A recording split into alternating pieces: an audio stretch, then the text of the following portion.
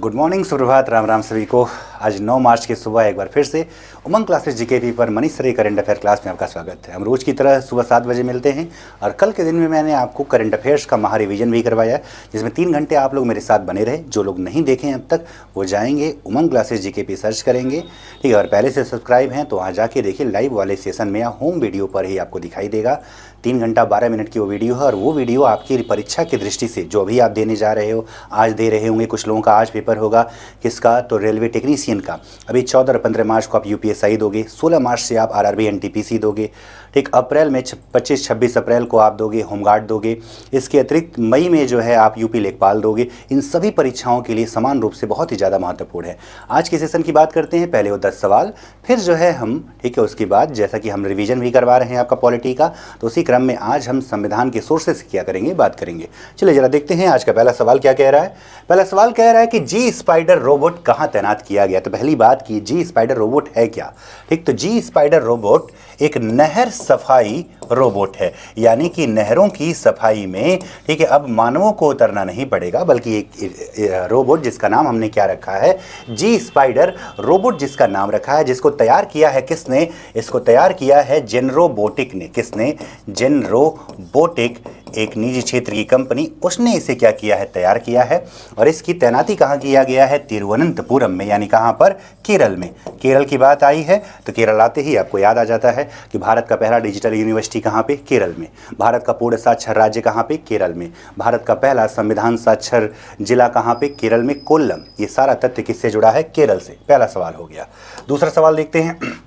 खेलो India tribal games 2026 यानी जनजाति, ठीक, खेलो इंडिया की अगर बात करते हैं तो आप जानते हैं, पहला बात तो आपसे पूछता है खेलो इंडिया यूथ गेम्स।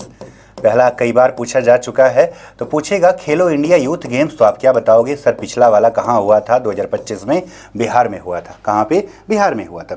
26 की बात कर रहा है ट्राइबल गेम्स, तो कहाँ पे हुआ है, छत्तीसगढ़ में हुआ है। कहाँ पे हुआ है, छत्तीसगढ़ में। यह भी जानेंगे कि खेलो इंडिया बीच गेम्स, ठीक, कौन सा, बीच गेम्स 2026, इसका आयोजन कहाँ होगा, तो इस वर्ष इसका आयोजन होगा दीव में। कहाँ पर, दीव में होगा। दीव भारत का पहला 100% सौर ऊर्जा संचालित जिला कौन सा, दीव, ठीक है। तो दीव में होगा क्या, बीच गेम्स होगा। इसके अतिरिक्त विंटर गेम्स अभी हुए हैं, ठीक। विंटर गेम्स की अगर बात किया जाए तो इसका हाल ही में आयोजन हुआ है। और कहाँ पे हुआ है सर, तो गुलमर्ग में हुआ है। कहाँ पर, गुलमर्ग में हुआ है। इसका जवाब छत्तीसगढ़ हो जाए।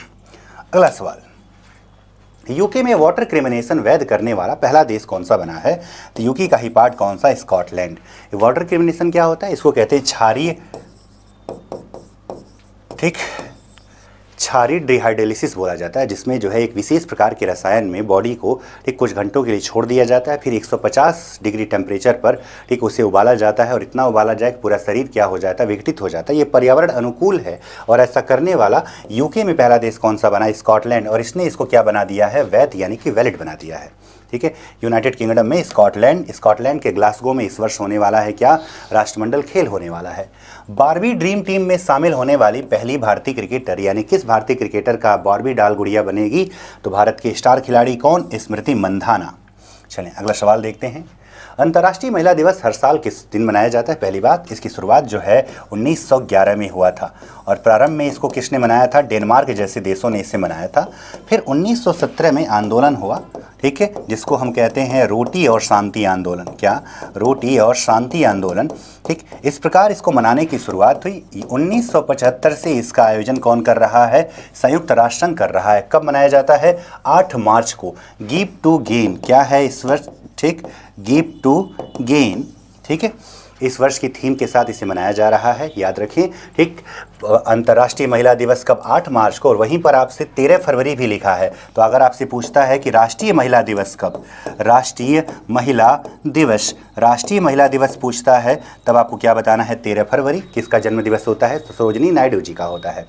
अगला प्रश्न छठा क्या कह रहा है, 16 साल से कम उम्र के बच्चों के लिए सोशल मीडिया एक्सेस पर बैन लगाने का निर्णय किस राज्य ने लिया है? कुछ देशों की शुरुआत के बाद, जैसा कि ऑस्ट्रेलिया और स्पेन जैसे देशों ने कर दिया है, अपने यहाँ 16 वर्ष से कम आयु के सभी बच्चों के सभी सोशल मीडिया अकाउंट बैन कर दिए हैं, यानी एक ही झटके में समाप्त कर दिया।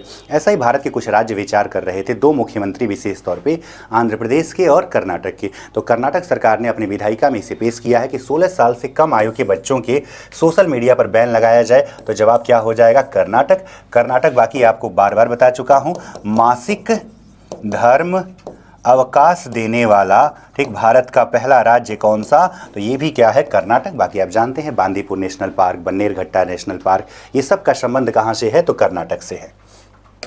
अगला, किस प्रस्तावित रेल लाइन को भूटान की पहली बार रेल कनेक्टिविटी देने के लिए स्पेशल रेलवे प्रोजेक्ट घोषित किया गया है? ठीक है, तो कोकराझार गेलेफू 69 किलोमीटर, कितना? 69 किलोमीटर। तो ये भूटान के लिए पहली भारतीय रेल होगी। हम जानते हैं कि पाकिस्तान के लिए हमने रेल चलाया था, समझौता एक्सप्रेस चलाया था। हम बांग्लादेश के लिए मैत्री एक्सप्रेस चलाते हैं। क्या चलाते हैं? मैत्री। इसी क्रम में अब हम कोकराझार गेलेफू, ठीक, स्पेशल रेलवे प्रोजेक्ट के तहत असम को जोड़ेंगे किससे? भूटान से। और इस प्रकार भूटान भी भारतीय रेलवे की, ठीक है, आंतरिक लाइन में पहुंच इसकी क्या हो जाएगी? हो जाएगी। तो कितने किलोमीटर की प्रोजेक्ट है? 69 किलोमीटर का। भूटान जो कि दुनिया का एकमात्र, ठीक है, अगर पूछता है कि कार्बन निगेटिव देश, ठीक, किसकी बात किया जाए तो कार्बन निगेटिव देश, तो कार्बन निगेटिव देश दुनिया में एकमात्र कौन सा है? तो कौन है? तो भूटान, जिसकी राजधानी थिम्पू होती है।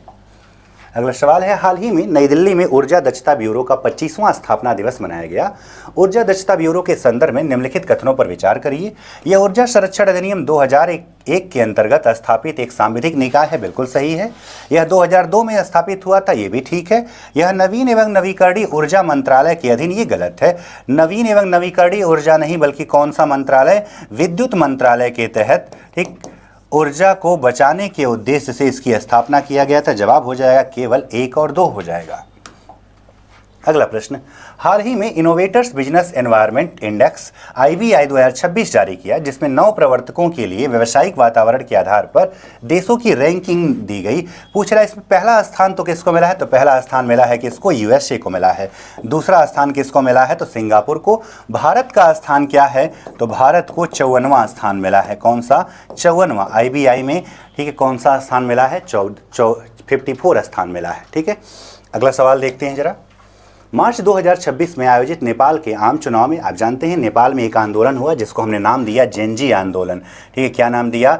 जेनजेड आंदोलन नाम दिया, जिसके तहत जो है वहाँ की सरकार को, ठीक है, वहाँ यानी कि छोड़ना पड़ा।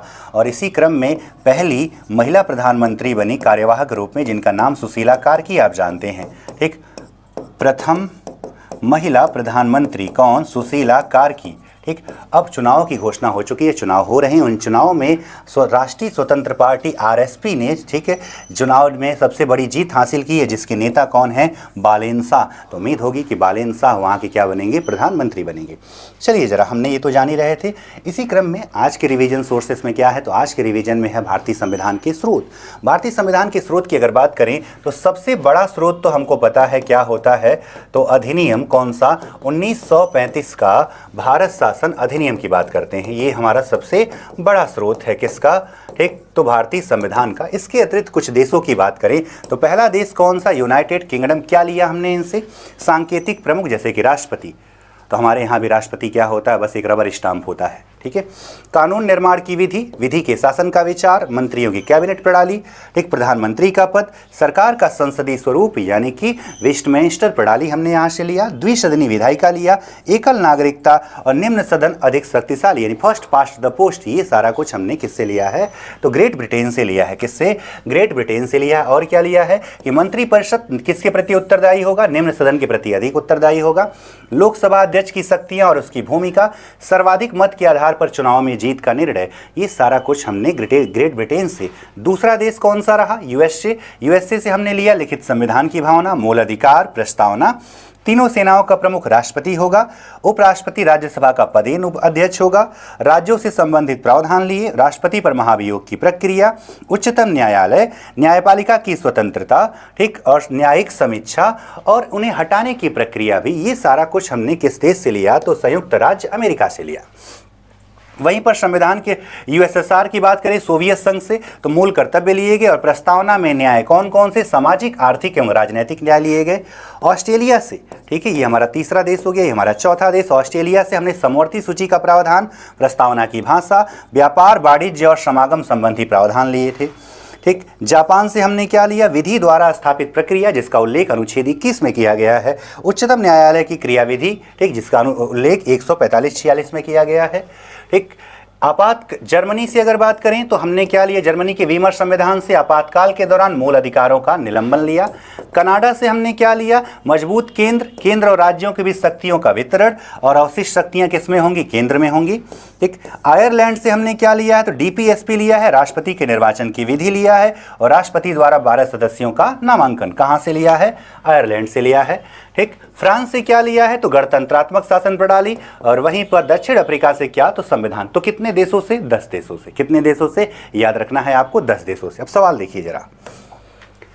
ठीक, आरआरसी ग्रुप डी 2022 का सवाल है, क्या पूछ रहा है, भारतीय संविधान में कितने देशों से उधार ली गई विशेषताएं शामिल हैं। जवाब आपको पता है, क्या जवाब होगा, तो जवाब हो जाएगा कितना, 10।